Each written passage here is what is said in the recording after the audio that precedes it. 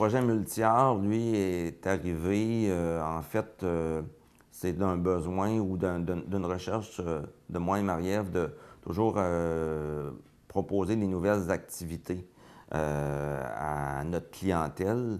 Puis on savait que Marie-France Pelletier avait une formation en ce domaine. Multiart, parce que les gens qui participent à ces groupes-là vont travailler avec différentes matières, vont faire de l'improvisation, vont chanter, vont un peu, si on veut, s'éclater et avoir beaucoup, beaucoup de plaisir.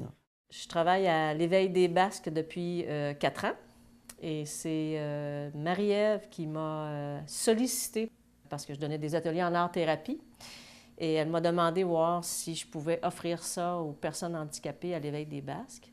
C'est une clientèle avec laquelle je n'avais jamais travaillé, mais je peux vous dire que j'adore ça puisque j'y suis encore.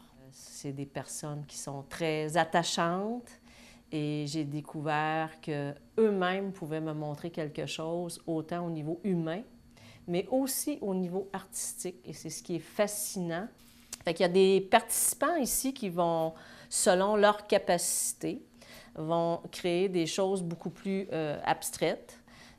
Donc, j'ai des personnes qui souffrent de trisomie, qui vont y aller beaucoup plus avec l'étalement de la peinture, mais progressivement, d'année en année, ils sont partis de étaler de la peinture de droite à gauche et on a commencé à réussir à ce qu'ils contrôlent davantage. Avec tout ça, bien, on y mélange le plaisir, l'affection et on développe l'estime de soi parce que les gens deviennent de plus en plus autonomes. Je pousse à ce qu'ils deviennent de plus en plus autonomes.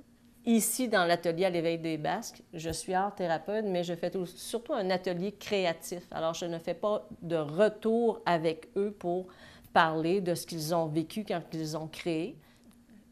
Des fois, je dis que je suis le médecin et j'écoute le cœur. Qu'est-ce que dit son cœur? Et son cœur, c'est peut-être un besoin d'affection, c'est peut-être un besoin d'estime, où il y a besoin d'être valorisé, d'être reconnu. Ce sont des personnes uniques et souvent on les traite comme si c'était un groupe. Au départ, c'était les arts visuels, donc le bricolage, la peinture, etc.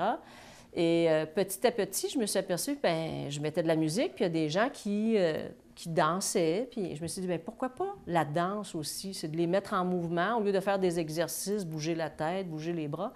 J'ai dit, je vais mettre de la musique, ça va les stimuler. Et maintenant, naturellement, quand je mets la musique, les gens se promènent. Il y a eu vraiment un changement, il y a eu une évolution. Ils ont appris à se faire confiance. Multiart, c'est aussi de l'art dramatique qui les a amenés à jouer la comédie. Ça a été une scène où il y avait une tablée familiale. Et ça a été mon coup d'envoi où là, ils se sont le plus laissés aller à jouer le père, la mère, le frère, la sœur. De voir ces personnes-là se sentir quelqu'un, puis sentir qu'ils sont capables de réussir des choses, même s'ils ont de la difficulté, s'ils ont une déficience. Juste le fait d'essayer, puis de dire, ben oui, tu es capable, on va le faire. Bien, puis de leur donner confiance, bien, c'est comme ça que je réussis, moi, que je réussis ma mission au sein de l'Éveil des Basques. On fait toutes sortes d'affaires, elle nous fait toutes sortes d'affaires, elle nous fait diviser, là, puis tout ça, là. On fait des théâtres, des fois. Ça a de belles répercussions pour notre clientèle parce que on constate que pour plusieurs personnes qui participent à ce projet-là de Multiart, ce groupe de Multiart, ils se sont comme épanouis, se sont ouverts davantage. On leur permet vraiment là, de faire des choses hors de l'ordinaire et d'avoir beaucoup de plaisir en faisant ça.